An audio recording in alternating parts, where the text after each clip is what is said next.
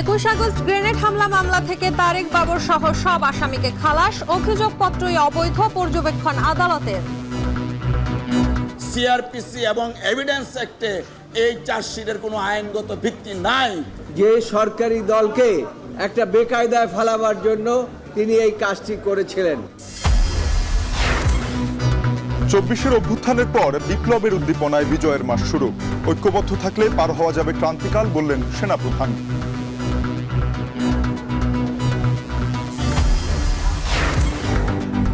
দীর্ঘ প্রতীক্ষার পর কক্সবাজার থেকে সেন্ট মার্টিনে জাহাজ চলাচল শুরু। প্রথম দিনে গেলেন 650-র বেশি পর্যটক।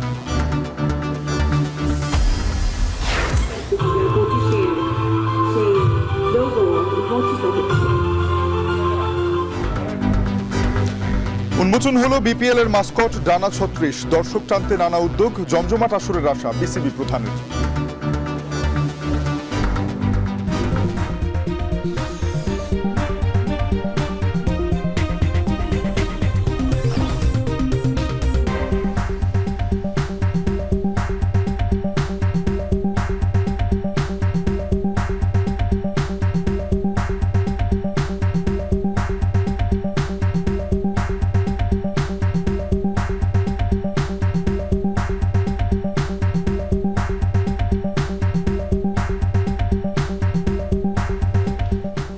শুনছিলেন শিরোনাম। স্বাগত এখন দুপুরে পুরো আয়োজনে আপনাদের সঙ্গে আছি আমরা দুজন, আমি শম্পা বিশ্বাস এবং আমি তানজিম শাফিন। শম্পা, 21শে আগস্ট গ্রেনেড হামলায় বিএনপির ভারপ্রাপ্ত চেয়ারম্যান তারেক রহমান, সাবেক স্বরাষ্ট্র প্রতিমন্ত্রী লুৎফুজ্জামান বাবর, সাবেক উপমন্ত্রী আব্দুস সালাম পিন্টু সহ 52 আসামির সবাইকে খালাস দিয়েছেন হাইকোর্ট। একই সঙ্গে বিচারিক আদালতের যে রায় ছিল সেটি পুরোপুরি বাতিল করা হয়েছে। শাফিন, এই রায়ে 2004 সালে গ্রেনেড হামলার সময় কেউ কাউকে দেখেনি এবং চিনতে পারেনি বলে মন্তব্য করেছেন হাইকোর্ট। একই সঙ্গে আওয়ামী লীগ সরকারের দেওয়া সবশেষ যে অভিযোগপত্রটি ছিল সেটিকে অবৈধ বলে উল্লেখ করা হয়েছে। এ নিয়ে আমাদের হাতে একটি প্রতিবেদন রয়েছে যেটি তৈরি করেছেন সহকর্মী জাহিদ হাসান। আমরা দেখে আসবো সেটি।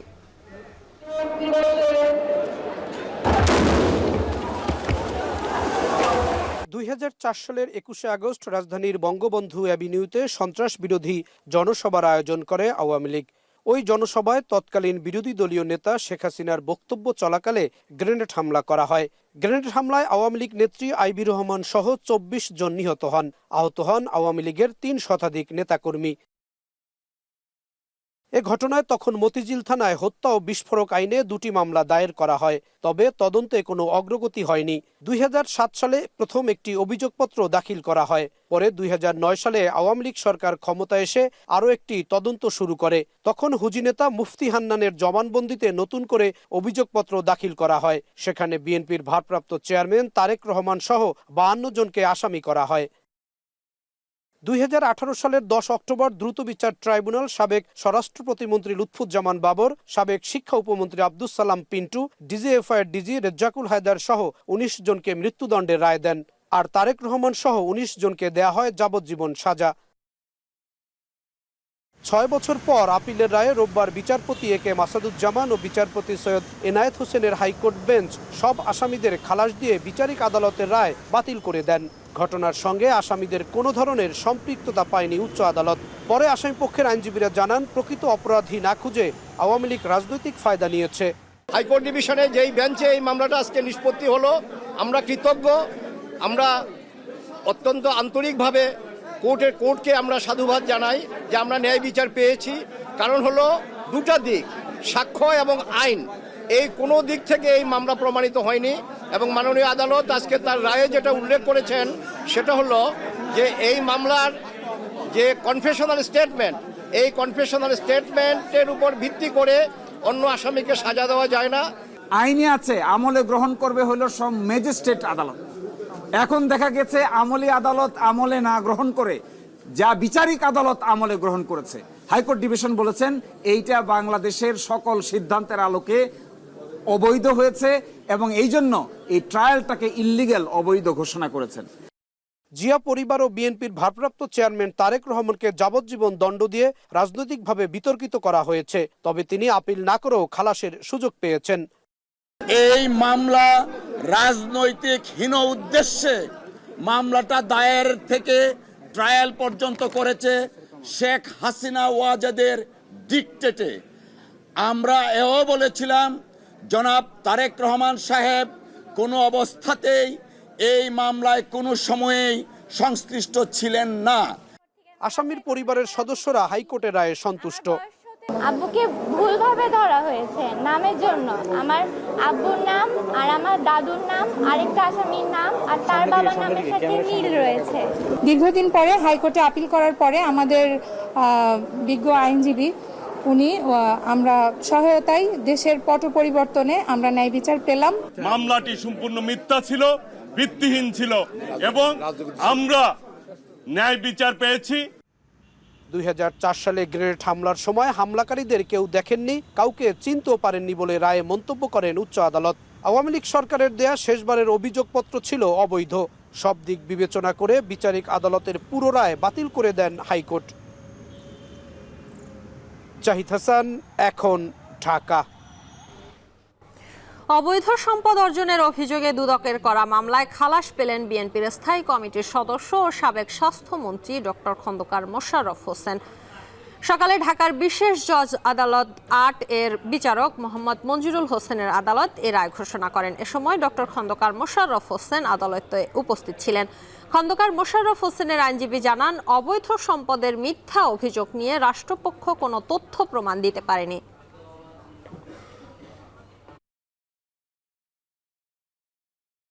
এই 17 বছরে কিন্তু তারা সরকারের পক্ষ থেকে কোনো এই আদালতে সাবমিট করতে পারে নাই, জমা দিতে পারে নাই, এবং সেই প্রক্রিয়াই কিন্তু আজকে এই বিজ্ঞ আদালত এই রায় দিল যে যেহেতু সরকারের পক্ষ থেকে যে অভিযোগ আনা হয়েছে সেই অভিযোগের পক্ষে কোনো রকমের প্রমাণ, কোনো রকমের সাক্ষী বা কোনো রকমের কিছু দেখাতে পারেনি, তার জন্য আজকে এই মামলাটি খারিজ করে দেওয়া হলো।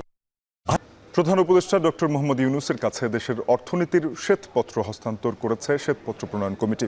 এ বিষয়ে বিস্তারিত জানাতে তেজগাঁওয়ে প্রধান উপদেষ্টার কার্যালয়ে আছেন সহকর্মী হাসিব বিল্লাহ, যুক্ত হব তার সাথে। হাসিব, জানাবেন যে শ্বেতপত্র প্রণয়ন কমিটির প্রধান দেবপ্রিয় ভট্টাচার্য নিশ্চয়ই সেখানে গিয়েছেন। আমরা জেনেছি যে শ্বেতপত্রের ভিতরে বাংলাদেশে দীর্ঘদিন ধরে অর্থনৈতিক খাতে যে সকল অনিয়ম হয়েছে সেগুলো থাকবে, সেখান থেকে উত্তরণের পথ থাকবে কিনা, কি কি আছে মোট জানতে চাই। শাফিন, প্রায় 1.5 ঘন্টা ধরে যে প্রধান উপদেষ্টার কার্যালয়ে প্রধান উপদেষ্টার সঙ্গে একটি বৈঠক হয়েছে। মূলত শ্বেতপত্র প্রণয়ন কমিটির যে 12 জন সদস্য তারা এসেছেন এবং এখানে শ্বেতপত্র জমা দেয়া এবং সে ব্যাপারে এই অর্থনৈতিক যে সংকট থেকে উত্তরণের উপায় সহ বিভিন্ন বিষয় নিয়ে প্রায় আলাপ হয়েছে। কিছুক্ষণ আগে তারা বের হয়েছেন। শাফিন, আপনি নিশ্চয় জানেন যে বিগত 15 বছরে আওয়ামী লীগ শাসন আমলে যে ব্যাপক অনিয়ম, দুর্নীতি, যে অর্থনৈতিক খাতে লুটপাট হয়েছে এবং দেশের অর্থ বিদেশে পাচার হয়েছে, এই যে আর্থিক খাতে যে নাজুক একটা পরিস্থিতি তৈরি হয়েছে, এই জন্য অন্তর্বর্তী সরকার 28 অগাস্ট সরকার গঠন করার পরই যে শ্বেতপত্র প্রণয়ন কমিটি গঠন করে, সেই প্রণয়ন কমিটিকে 90 দিন সময় বেঁধে দেওয়া হয়। তারপরেই তার আগেই এই মেয়াদ শেষ হবার আগেই যে সেই শ্বেতপত্র প্রণয়ন করেছে, জমা দিয়েছে, হস্তান্তর করেছে, সেখানে আসলে বিগত আমলে যে বিশেষ করে তারা বলছেন যে এডিবি বাস্তবায়নের ক্ষেত্রে অর্থাৎ যে অবকাঠামোগত উন্নয়ন সেখানে ব্যাপক আকারে দুর্নীতি হয়েছে। প্রায় প্রকল্প বাস্তবায়নের ক্ষেত্রে 30 থেকে 40% পর্যন্ত ব্যয় হয়েছে। বলা যায় যে 15 বছরে প্রায় 7,20,000 কোটি টাকার যে প্রকল্প বাস্তবায়নের যে বরাদ্দ ছিল বা খরচ হয়েছে, সেখান থেকে 1,60,000 কোটি থেকে 2,80,000 কোটি টাকার মতন অপচয় হয়েছে, চুরি হয়েছে, দুর্নীতি হয়েছে। বিশেষ করে এক্ষেত্রে প্রকল্প বাস্তবায়নের যে উদ্যোগ সেটি নেয়ার ক্ষেত্রে, পরিকল্পনা নেয়ার ক্ষেত্রে রাজনৈতিক বিষয়গুলো বিবেচনা করা হয়েছে, রাজনৈতিক দলীয় লোকদেরকে এখানে প্রাধান্য দেওয়া হয়েছে এবং বিশেষ করে যে দরপত্র কেনার ক্ষেত্রেও ঘুষ বাণিজ্য হয়েছে। আসলে এভাবে যে বাংলাদেশের অবকাঠামো আপনি দেখলে বুঝতে পারবেন যে আমরা যখন রাস্তাঘাটে চলাচল করি তখনও বোঝা যায় বা মানুষ অভিযোগ করেন যে যেখানে যে অর্থ বরাদ্দ কথা ছিল সেটি কিন্তু বাস্তবায়ন না হওয়ায় কিছুদিন পরপরই সেগুলো আবার মেরামত করতে হয়। আসলে এই যে অনিয়মগুলো, এখানে ব্যাংকিং খাতে অনিয়ম রয়েছে, এখানে অনেক অর্থ লুটপাট হয়েছে, যেখানে অনেককে চেনা মুখ দেখে ঋণ দেওয়া হয়েছে, বাণিজ্য এবং একই সঙ্গে বিদ্যুৎ এবং জ্বালানি কেনার ক্ষেত্রে বিভিন্ন চুক্তি যে হয়েছে বিভিন্ন দেশের সঙ্গে, সেগুলো অনেক ক্ষেত্রে অনিয়ম হয়েছে। এগুলো আসলে যাচাই বাছাই করেছেন এই প্রণয়ন কমিটি এবং এখান থেকে একটি মূল্যায়ন তৈরি করেছেন এবং সেখানে মূল্যায়ন সরকারকে দিয়ে যে এখান থেকে নাজুক পরিস্থিতি থেকে কিভাবে উত্তরণ করা যায় সেই উত্তরণের পথটি তারা বাতলে দেওয়ার জন্য সেই প্রণয়ন কমিটি সরকারের কাছে এসে হস্তান্তর করেছেন। আসলে এই বিষয়ে আরও বিস্তারিত জানা যাবে। আজকে সন্ধ্যায় প্রেস সচিবের পক্ষ থেকে একটি প্রেস ব্রিফিং করা হবে, সেখানে কিছু তথ্য জানা যাবে। এই ছিল সাফিন সবশেষ পরিস্থিতি। বিগত সরকার আমলে অর্থনীতিতে দুর্নীতি তদন্ত এবং সেখান থেকে উত্তরণের পথ নিয়ে শ্বেতপত্র প্রণয়ন কমিটি আজ সেই শ্বেতপত্রটি দিয়েছেন প্রধান উপদেষ্টার কার্যালয়ে। এ নিয়ে জানাচ্ছিলেন সহকর্মী হাসিব বিল্লাহ। এদিকে প্রধান উপদেষ্টা ডক্টর মোহাম্মদ ইউনূস বলেছেন, গণতান্ত্রিক জবাবদিহিতার ক্ষেত্রে অর্থ গবেষণা সংস্থা সিপিডির ভূমিকা অত্যন্ত গুরুত্বপূর্ণ, যা ছাত্র জনতার গণঅভ্যুত্থানেও গুরুত্বপূর্ণ ভূমিকা রেখেছে। সিপিডির ৩০তম প্রতিষ্ঠাবার্ষিকী উপলক্ষে মহাখালীর ব্র্যাক সেন্টারে ভার্চুয়ালি যুক্ত হন ডক্টর ইউনূস। বলেন, স্রোতের বিপরীতে দাঁড়িয়ে সিপিডি সবসময় কথা বলেছে, এই সময়েও সিপিডি গুরুত্বপূর্ণ ভূমিকা রাখবে বলেও আশা প্রকাশ করেন তিনি। সিপিডি সবসময় স্রোতের বিপরীতে দাঁড়িয়ে স্বাধীনভাবে চিন্তা করেছে এবং দেশের স্বার্থে নীতি নির্ধারকদেরকে বিভিন্ন সময়ে গুরুত্বপূর্ণ পরামর্শ দেওয়ার চেষ্টা করেছে। বিভিন্ন গোষ্ঠীর মধ্যে সংলাপের প্রয়োজনীয়তা উপলব্ধি করে সিপিডি বিভিন্ন সময়ে নিয়মিত নীতি সংলাপের আয়োজন করে। সাম্প্রতিক ছাত্র জনতার গণঅভ্যুত্থানের মনন সৃষ্টিতে সিপিডির গবেষণা ও জনসচেতনামূলক কার্যক্রম অশেষ ভূমিকা রেখেছে। এই কারণে এই প্রতিষ্ঠানটি সবসময় আমার কাছে বিশেষ তাৎপর্য বহন করে। বাংলাদেশ এখন একটি গুরুত্বপূর্ণ সময় অতিক্রম করছে। আমি আশা করি সিপিডি অতীতের মতোই বর্তমানে ও আগামীতে তার বুদ্ধিবৃত্তিক অবদান অব্যাহত রাখবে ও দেশ ও দেশবাসীর কল্যাণে অবদান রেখে যাবে। শুরু হলো বিজয়ের মাস ডিসেম্বর। 1971 সালের ডিসেম্বর মাসের শুরু থেকেই ধীরে ধীরে স্পষ্ট হতে থাকে বিজয়ের সমীকরণ। 1971 সালের আজকের দিনে মুক্তিযোদ্ধারা সিলেটের বেশ কিছু এলাকা মুক্তাঞ্চল ঘোষণা করেন। আর জানাচ্ছেন শাহাদাত অভ্র।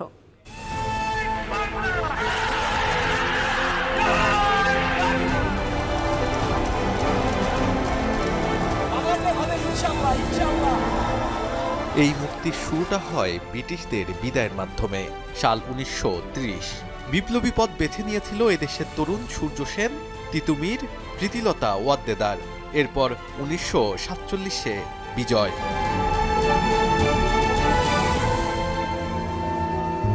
তবে পূর্ব পাকিস্তান এবং পশ্চিম পাকিস্তান একটি দেশ হওয়ার পরেও দুই অঞ্চলের মধ্যে সাংস্কৃতিক, ভাষাগত ও অর্থনৈতিক বৈষম্য ছিল প্রকট।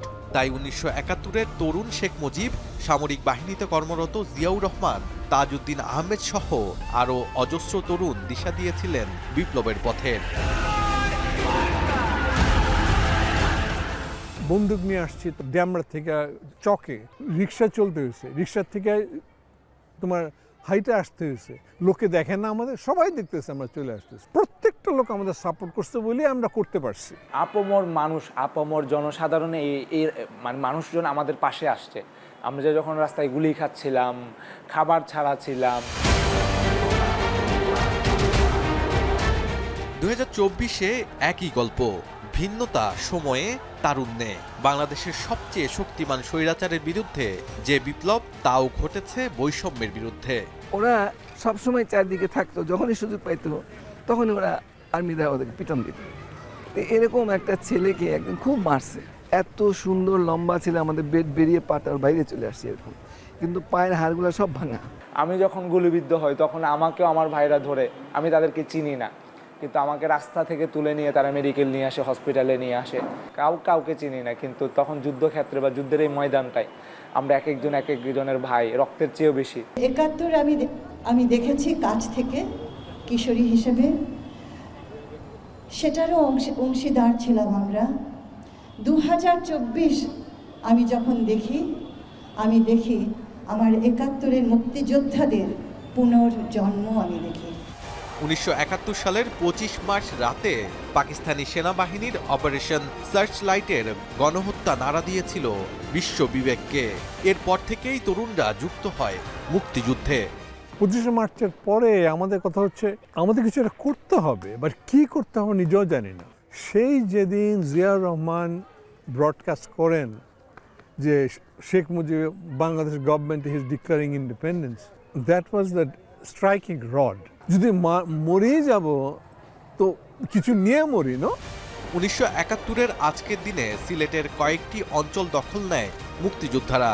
অন্যদিকে ঢাকায় চলে পাক হানাদার বাহিনীর নৃশংসতা। এদিন নিউ ইয়র্ক টাইমসের প্রতিবেদনে উঠে আসে বুড়িগঙ্গার ওপারে পাক হানাদার বাহিনীর অন্তত 87 জনকে হত্যার সংবাদ। আন্তর্জাতিক চাপেও থামেনি পাকিস্তানের গণহত্যা। জিপ দেখে তো ভয়ে উঠে গেলাম, তো দেখি একটা বাচ্চা মেয়ে বয়স হয়তো 7, 8, 9 এরকম, তাকে জিপ থেকে টেনে নামালো, নামিয়ে ওই মেয়েটাকে সোজা হাঁটিয়ে ওটির দিকে নিয়ে যাচ্ছে। তখন ওকে জিজ্ঞেস করলাম যে কি হলো, ও বললো ও আর ওর দাদি ওদের ওই বেড়ার ঘরটা ভেঙে দাদিকে গুলি করে মেরে মেয়েটাকে অত্যাচার করে আজকে এখানে নিয়ে আসছে। 3 ডিসেম্বর ভারত সরকারের সহযোগিতায় মুক্তিযুদ্ধের গতি আরও ত্বরান্বিত হয়। পাকিস্তান গভর্নমেন্টে প্রচুর প্রপাগান্ডা চলতেছে যে বাংলাদেশে এটা ইন্টারনাল অ্যাফেয়ার, ইন্ডিয়া নাক গলাইতেছে। পাকিস্তান গভর্নমেন্ট চাইছে যে স্কুল কলেজগুলো খোলা থাকে, এটা হচ্ছে হটবেড অফ অপারেশন। তো আমরা চাইছি এটা বন্ধ করতে। মার্চ থেকে ডিসেম্বর যত দিন গেছে ততই মুক্তি বাহিনীর কাছে কোণঠাসা হয়েছে হানাদার বাহিনী। গেরিলা হামলা ও সম্মুখ যুদ্ধে পিছু হটে পাকিস্তানিরা, আর মুক্তি বাহিনী একের পর এক মুক্তাঞ্চল ঘোষণা করতে থাকে। 1971 সালের 16 ডিসেম্বর চূড়ান্ত বিজয় আসে। পাকিস্তানি বাহিনীর আত্মসমর্পণের মাধ্যমে বিশ্বের মানচিত্রে নতুন একটি স্বাধীন রাষ্ট্রের জন্ম হয়, যার নাম বাংলাদেশ। স্বাধীন বাংলার বিজয় পতাকা। শাহাদাত অফরো, এখন, ঢাকা। এদিকে বিজয়ের মাস উপলক্ষে র্যালি করেছে ঢাকা বিশ্ববিদ্যালয় প্রশাসন। বিজয়ের র্যালিতে অংশ নিয়েছেন ঢাকা বিশ্ববিদ্যালয়ের শিক্ষক, শিক্ষার্থী এবং বিভিন্ন স্বেচ্ছাসেবী সংগঠনগুলো। র্যালিটি অপরাজেয় বাংলা পার করে টিএসসি হয়ে স্মৃতি চিরন্তনে এসে শেষ হয়। পরে ঢাকা বিশ্ববিদ্যালয়ের সঙ্গীত বিভাগের অংশগ্রহণে দেশাত্মবোধক গানের আয়োজন করা হয়। বিজয় র্যালি শেষে ঢাকা বিশ্ববিদ্যালয়ের উপাচার্য বলেন, জুলাই আগস্ট গণঅভ্যুত্থানে যারা জীবন দিয়েছে তাদের স্মৃতি নিয়ে আগামীর যাত্রা শুরু করবে বাংলাদেশ। ঢাকা বিশ্ববিদ্যালয় জাতির কাছে দায়বদ্ধভাবে কাজ করবে। ছাত্র জনতার আন্দোলন নতুন বাংলাদেশ বিজয় নতুনভাবে উদ্দীপনা বাড়াবে জাতিকে।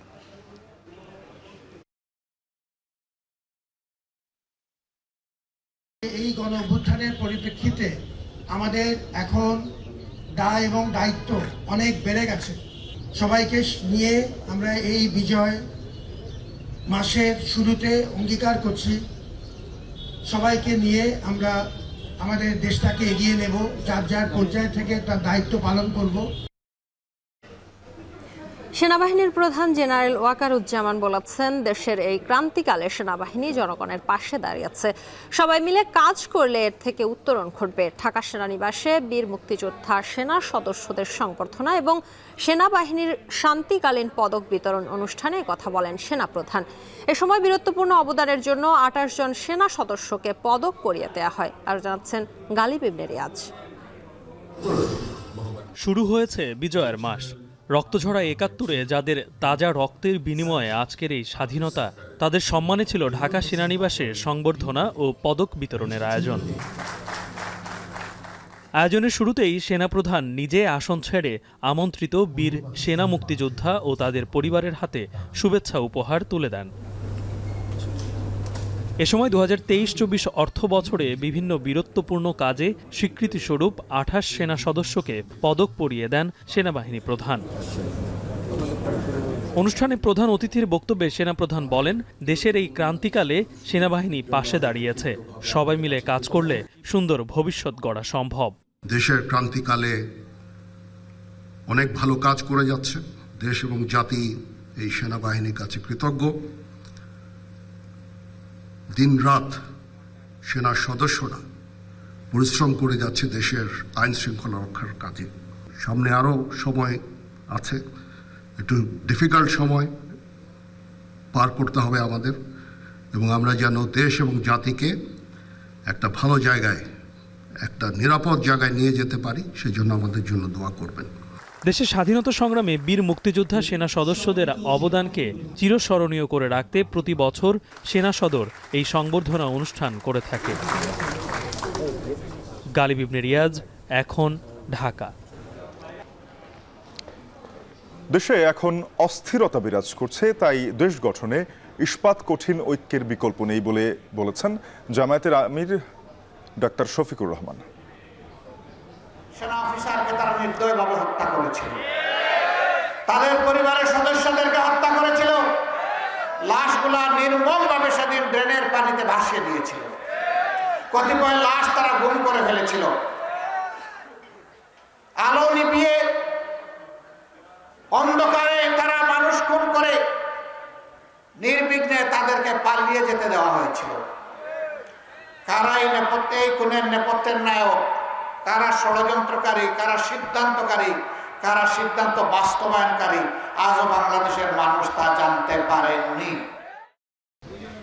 সরকারি সেবা নিয়ে দেশের মানুষ সন্তুষ্ট নয় বলে জানিয়েছেন জনপ্রশাসন সংস্কার কমিশনের প্রধান আব্দুল মুঈদ চৌধুরী। সচিবালয়ে কমিশনের 12তম সভা শেষে সাংবাদিকদের তিনি আরও জানান, সবচেয়ে বেশি অনিয়মের চিত্র পাওয়া গেছে ভূমি ও রেজিস্ট্রি অফিসে। সারা দেশ থেকে জনমানুষের মতামত নিয়ে ডিসেম্বরের মধ্যেই প্রস্তাবনা জমা দেবে জনপ্রশাসন সংস্কার কমিশন। রেজিস্ট্রি অফিস সম্পর্কে খুবই বাজে ধারণা, এবং রেজিস্ট্রি অফিসের করাপশনটা এমন লেভেল, কোনো অভিযোগ নাই, কারণ শেয়ারিংটা ইজ সো সাইন্টিফিক, কারো কোনো অভিযোগ নেই, সবাই দিয়ে যাচ্ছে। জনপ্রশাসন না বলে জনসেবা বলা যায় কিনা? এই জেলা প্রশাসক তো ব্রিটিশ আমলের সৃষ্টি, পাবলিক যেহেতু জানতে চায়, অল্টারনেটিভ আমরা সাজেশন দিব, গভর্নমেন্ট যেটা নেয়। পাবলিক হিয়ারিং গুলো করছে, সেখানে মানুষ বিভিন্ন ধরনের সমস্যা বলছে, তো এটা তো ক্যাটাগরাইজ করে এই মুহূর্তে বলা সম্ভব না। একটা সাধারণ প্রশ্নের উত্তর লোকে দিয়েছে, আপনি সন্তুষ্ট কিনা, তো অনেক ব্যাপক সংখ্যক লোক বলছে সন্তুষ্ট না। তো সন্তুষ্ট না, তো এটা বুঝাই যাচ্ছে, নাইলে তো সরকার পরিবর্তন হতো না দেশে। সন্তুষ্ট না বললেই তো এই কমিশন হয়েছে। আমাদের আসলে যেহেতু অনেক ব্যাপক, সেই জন্য আমাদের একটু সময় লাগছে। 3 মাস সময়ে এটা করা খুব কঠিন, তবু আমরা চেষ্টা করব সরকারের নির্দেশ মতো 3 মাসের মধ্যে এটা করতে আর কি। দীর্ঘ প্রতীক্ষার পর কক্সবাজার থেকে সেন্ট মার্টিনের উদ্দেশ্যে ছেড়ে গেছে পর্যটকবাহী জাহাজ। বঙ্গোপসাগর হয়ে দ্বীপে পৌঁছাতে সময় লাগবে প্রায় 6 ঘন্টা। এখন পর্যন্ত এই রুটে 3টি জাহাজ চলাচলের অনুমতি দিয়েছে জেলা প্রশাসন। নিষিদ্ধ করা হয়েছে পলিথিন ব্যাগ ও একবার ব্যবহারযোগ্য প্লাস্টিকের পণ্য পরিবহন। মন্তোষ বেদজ্ঞের প্রতিবেদন। দীর্ঘ অপেক্ষার পর কক্সবাজার থেকে ছুটবে সেন্ট মার্টিনগামী জাহাজ এমভি বারোয়াউলিয়া। তাই তো পর্যটকদের চোখে মুখে উচ্ছ্বাস। রোববার সকাল থেকেই ভিড় করেন বিআরডব্লিউটি ঘাটে। সকাল 10টার দিকে 653 জন যাত্রী নিয়ে কক্সবাজার শহরের নুনিয়ারছড়ার বিআরডব্লিউটি ঘাট থেকে যাত্রা শুরু করে জাহাজটি। এর মধ্য দিয়ে 6 ঘন্টায় সেন্ট মার্টিন পৌঁছতে পারবেন যাত্রীরা। দীর্ঘদিন পর এই রুটে জাহাজ চালু হওয়ায় স্বস্তি ফিরেছে পর্যটকদের মাঝে। গতকালকে যখন শুনছি, সাথে সাথে টিকিট কেটে ফেলছি, খুব ভালো লাগতেছে। ভেবেছিলাম অনেক কঠিন হবে, বাট আসলে ওরকম কিছুই না। আসলাম, তারা টিকিট চেক করলো, ট্রাভেল পাসটা দেখলো, ইজি প্রসেস। এর এক্সপেরিয়েন্সটা অন্যরকম। লং টাইম পরে হচ্ছে আমাদের শিপ ওপেন হচ্ছে। সংশ্লিষ্টরা বলছেন মন্ত্রণালয় থেকে 5টি জাহাজের অনুমতি দেওয়া হলেও রোববার শুধু একটি জাহাজ ছাড়া হয়। সোমবার সকাল থেকে সেন্ট মার্টিনের উদ্দেশ্যে ছেড়ে যাবে 3টি জাহাজ। এখানে নাব্যতা সংকটের কারণে আমরা কিন্তু ইনানি জেটিতে চলে গিয়েছি। গত কিছুদিন আগে যে ঘূর্ণিঝড় হয়েছে, এই ঘূর্ণিঝড়ে কিন্তু ইনানি জেটি খুব বেশি ক্ষতিগ্রস্ত হওয়াতে আমরা এখান থেকে এখন অপারেশন চালু করতে পারছি না। খুব শীঘ্রই আমরা চালু করার পক্ষে আছি। জেলা প্রশাসন বলছে, সেন্ট মার্টিন যেতে হলে বাংলাদেশ ট্যুরিজম বোর্ডের তৈরি করা অ্যাপের মাধ্যমে নিবন্ধন করে ট্রাভেল পাস নিতে হবে। জাহাজে পলিথিন ব্যাগ ও একবার ব্যবহারযোগ্য প্লাস্টিকের পণ্য পরিবহন নিষিদ্ধ করা হয়েছে। এ বিষয়ে কমিটি কঠোর থাকবে বলেও জানান জেলা প্রশাসক। পর্যটকদের জন্য তারা যাতে সেন্ট মার্টিনে কোনো রকম প্লাস্টিক ব্যবহার করতে না হয়, সেজন্য আমরা পাটের ব্যাগ তাদেরকে বিনামূল্যে জাহাজে সরবরাহ করব। পর্যটকরা সেন্ট মার্টিনে যাবেন, পর্যটনের যে সম্ভার উপভোগ করবেন, এবং পাশাপাশি আমাদের যে অর্থনৈতিক সমৃদ্ধি হবে। প্রতি বছর সাধারণত অক্টোবর থেকে মার্চ পর্যন্ত 6 মাস জাহাজ চলাচলের অনুমতি দেওয়া হয়। তবে অক্টোবর পর্যটন মৌসুম শুরু হলেও মিয়ানমারের অস্থিরতার জের সহ নানা প্রশাসনিক জটিলতায় বন্ধ থাকে জাহাজ চলাচল। এখন কক্সবাজার। বাংলাদেশের উত্তরোত্তর উন্নয়ন এবং সমৃদ্ধির লক্ষ্যে নৌবাহিনীকে যুগোপযোগী এবং প্রযুক্তি সম্পন্ন বাহিনী হিসেবে গড়ে তোলা হচ্ছে, যা দেশের সার্বভৌমত্ব এবং নিরাপত্তা নিশ্চিত ও সমুদ্র ভিত্তিক অর্থনৈতিক কর্মকাণ্ডে গুরুত্বপূর্ণ ভূমিকা পালন করবে বলে নৌবাহিনীর প্রধান অ্যাডমিরাল এম নাজমুল হাসান জানিয়েছেন। রোববার পটুয়াখালীর বানৌজা শেরেবাংলা প্যারেড গ্রাউন্ডে নবীন নাবিকদের শিক্ষা সমাপনী কুচকাওয়াজে অংশ নিয়ে এসব কথা বলেন নৌবাহিনীর প্রধান। অনুষ্ঠানে নৌবাহিনীর বীরত্বপূর্ণ অবদানের কথা উল্লেখ করে তিনি জানান, সক্ষমতা বৃদ্ধির ধারাবাহিকতায় নৌবাহিনী একটি ত্রিমাত্রিক বাহিনীতে পরিণত হয়েছে। সক্ষমতা বাড়াতে নতুন ঘাঁটি, উন্নত জাহাজ, আধুনিক যুদ্ধ সরঞ্জাম এবং প্রযুক্তি সংযোজনের কার্যক্রম চালু রয়েছে। এ সময় নতুন নাবিকদের যোগ্য নাবিক হিসেবে গড়ে তোলা এবং সঠিকভাবে দায়িত্ব পালনের আহ্বান জানান তিনি। প্যারেড গ্রাউন্ডে মনোমুগ্ধকর কুচকাওয়াজ উপভোগ করেন তিনি। এ সময় প্রধান অতিথি হিসেবে প্যারেড গ্রাউন্ড পরিদর্শন এবং সালাম গ্রহণ করেন তিনি।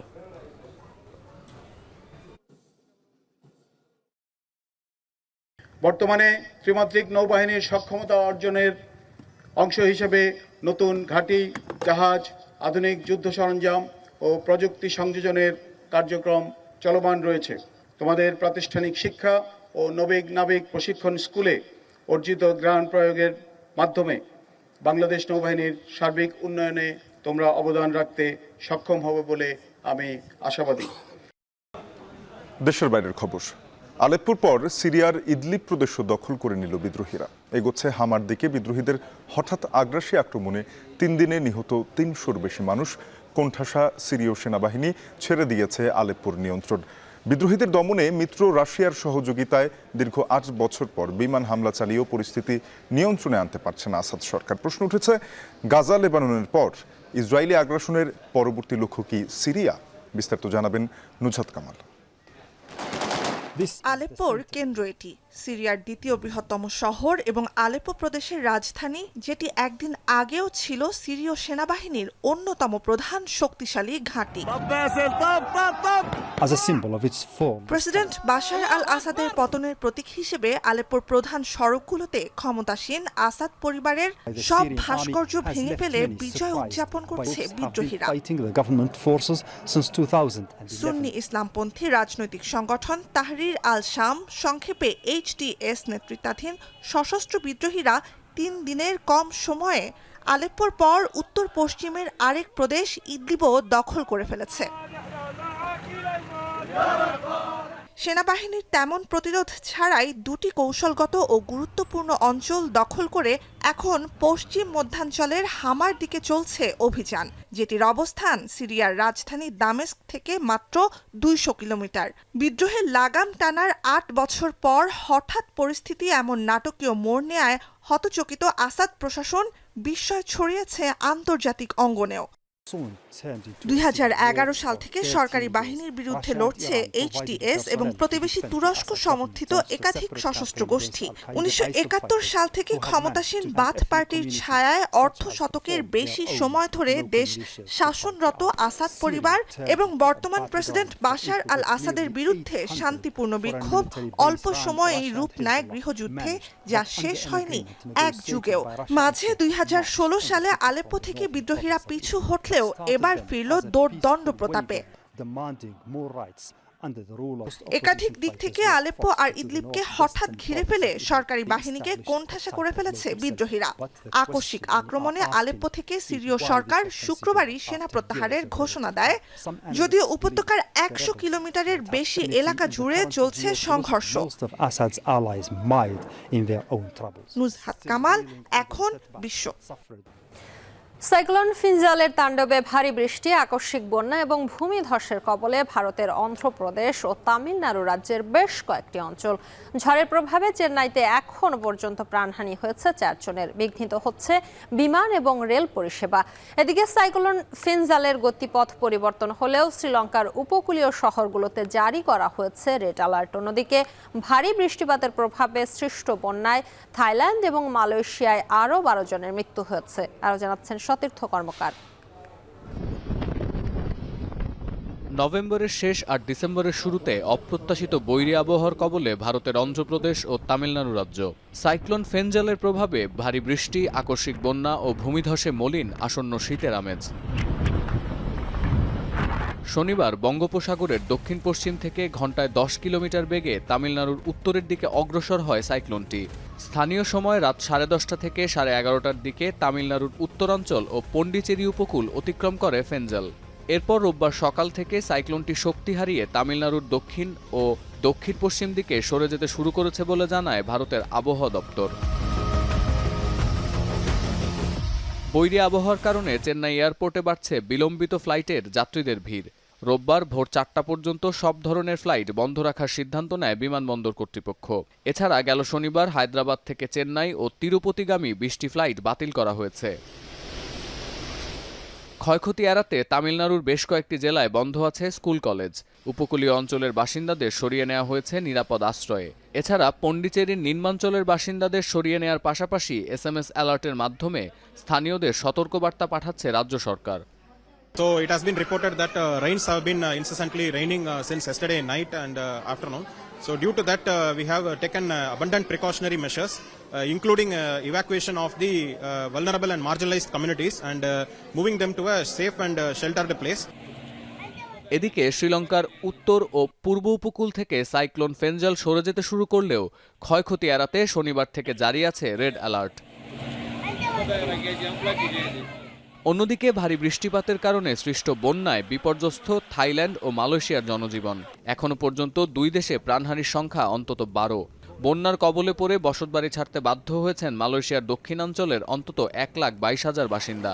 খোলা আকাশের নিচে বাস করছেন থাইল্যান্ডের অন্তত 13,000 মানুষ। এখনও ভারী বৃষ্টিপাতের পূর্বাভাস থাকায় এই সংখ্যা আরও বাড়তে পারে বলে ধারণা করছে কর্তৃপক্ষ।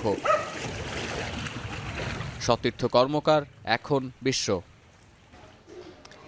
তীব্র তুষার ঝড়ের কবলে যুক্তরাষ্ট্রের নিউ ইয়র্ক সহ বেশ কয়েকটি অঙ্গরাজ্য। রাস্তায় বরফ জমে যান চলাচল বিঘ্নিত হচ্ছে। বিপাকে পড়েছেন শীতের আগাম ছুটি কাটাতে বের হওয়া পর্যটক ও স্থানীয়রা।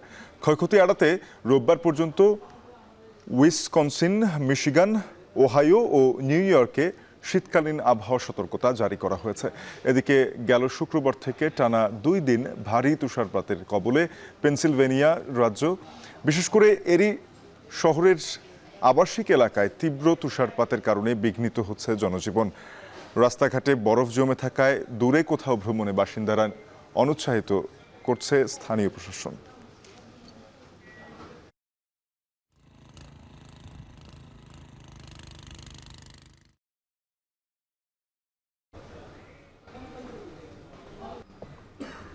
খেলার প্রসঙ্গ, জামকালা আয়োজনের মধ্য দিয়ে উন্মোচন করা হলো আসন্ন BPL এর মাস্কট ডানা 36। বিসিবির তারুণ্যের এই উৎসবে ক্রীড়াঙ্গনের নানা পরিকল্পনাও তুলে ধরা হয়।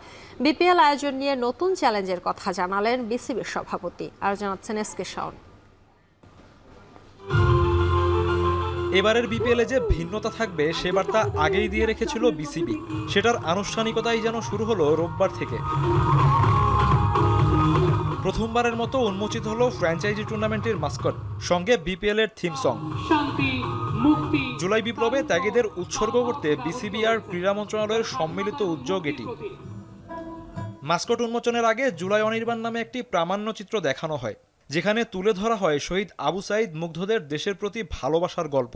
তারুণ্যের উৎসব অনুষ্ঠানে ক্রীড়া সংশ্লিষ্ট ব্যক্তিবর্গ ছাড়াও শিক্ষার্থীদের উপস্থিতি ছিল লক্ষণীয়। অভিনব এ উদ্যোগের কথা বর্ণনা করতে গিয়ে BPL আয়োজন নিয়ে প্রধান উপদেষ্টার অবদান তুলে ধরলেন ক্রীড়া উপদেষ্টা। এই আয়োজন সফল করতে সরাসরি সম্পৃক্ত থাকায় অন্তর্বর্তীকালীন সরকারের মাননীয় প্রধান উপদেষ্টা ডক্টর মোহাম্মদ ইউনূস স্যারকে বিশেষভাবে ধন্যবাদ জানাতে চাই। তারুণ্যের উৎসব সারা দেশে অনুষ্ঠিত হতে যাচ্ছে খেলাধুলা সহ নানা রকম অ্যাক্টিভিটিজের মাধ্যমে। BPL-কে ঘিরে আয়োজন হলেও ক্রীড়াঙ্গনের নানা পরিকল্পনার কথা তুলে ধরেছেন ক্রীড়া সংশ্লিষ্টরা, যেখানে ক্রিকেট ছাড়া অন্যান্য খেলাও গুরুত্ব পেয়েছে। বিভিন্ন ফেডারেশনগুলো রয়েছে, মাঠ প্রশাসন, উপজেলা প্রশাসন, জেলা প্রশাসন সহ সকলে আমাদের সঙ্গে সম্পৃক্ত থাকবে। এখানে ব্যাডমিন্টন, ভলিবল, সাঁতার, 6 ফুটবল, কাবাডি, টি10, ক্রিকেট জড়িত থাকবে। আনুষ্ঠানিকতা শেষে গণমাধ্যমের মুখোমুখি হয়েছেন বিসিবি সভাপতি ফারুক আহমেদ। জানালেন এবারের BPL আয়োজন নিয়ে চ্যালেঞ্জের কথা। বাট এটা কতটুকু সাকসেসফুল হবে এটা কিন্তু শেষ হলেই বুঝে যাবে। বাট আমি অত্যন্ত আশাবাদী যে যেই আমরা উদ্যোগটা নিয়েছি with the help of chief advisor, তার সাথে যুব ক্রীড়া মন্ত্রণালয় এবং LGIDর উপদেষ্টা, এটা আমাদের মনে হয় যে it's a good start. Let's see কতটুকু যেতে পারি আমরা এই প্রোগ্রাম নিয়ে। 23, 25 ও 27 ডিসেম্বর মিরপুর, চট্টগ্রাম ও সিলেটের 3টি ভেন্যুতে উদ্বোধন হবে বিপিএল এর। আসর শুরু 30 ডিসেম্বর, আর পর্দা নামবে 7 ফেব্রুয়ারি। এসকে শাওন, এখন ঢাকা। শেষ করব এখন দুপুর, তবে যাবার আগে শিরোনামগুলো জানিয়ে দিব আরো একবার। 21 আগস্ট গ্রেনেড হামলা মামলা থেকে তারেক বাবর সহ সব আসামিকে খালাস, অভিযোগপত্রই অবৈধ, পর্যবেক্ষণ আদালতের। সিআরপিসি এবং এভিডেন্স অ্যাক্টে এই চার্জশিটের কোনো আইনগত ভিত্তি নাই। যে সরকারি দলকে একটা বেকায়দায় ফেলাবার জন্য তিনি এই কাজটি করেছিলেন। 24-এর অভ্যুত্থানের পর বিপ্লবের উদ্দীপনায় বিজয়ের মাস শুরু, ঐক্যবদ্ধ থাকলে পার হওয়া যাবে ক্রান্তিকাল, বললেন সেনাপ্রধান।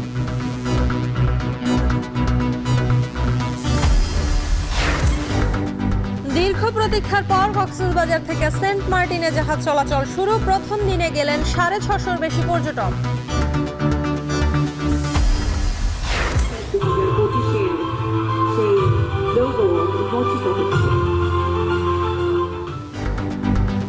উন্মোচন হলো বিপিএল এর মাস্কট জানা 36, দর্শক টানতে নানা উদ্যোগ, জমজমাট আসরের আশা বিসিবি প্রধানের।